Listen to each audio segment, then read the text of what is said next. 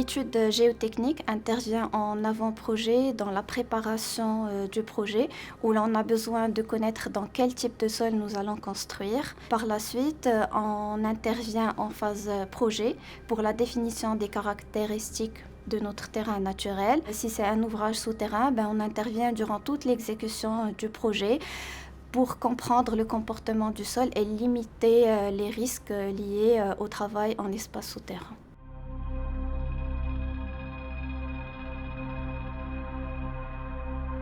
D'abord, il y a l'analyse des résultats des essais de laboratoire et des investigations géotechniques sur site. On passe après à déterminer les paramètres géotechniques qui vont nous permettre de concevoir et de calculer nos fondations et par la suite calculer la portance de notre sol pour les ingénieurs structures.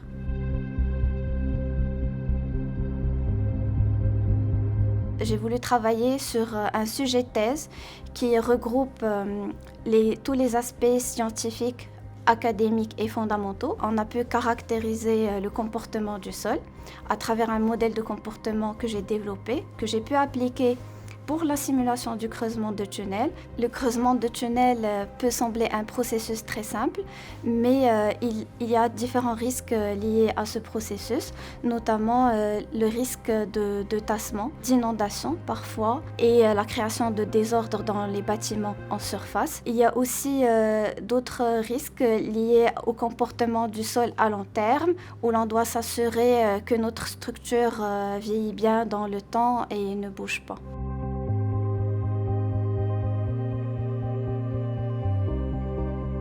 Si on prend l'exemple du projet du Grand Paris, on se retrouve dans un espace souterrain très très dense avec l'existence de bâtiments très anciens. On est face à l'existence d'argiles plastiques qui ont un comportement très particulier où leur creusement peut induire des tassements importants. On est face au creusement sous la nappe phréatique, donc sous de grandes pressions. Et on est aussi face à un espace souterrain très très dense et donc une interaction sol-structure très importante à prendre en compte. Tous ces facteurs font que le creusement des tunnels est un exploit pour tous les ingénieurs, non réalisable si on n'a pas une étude précise du terrain naturel.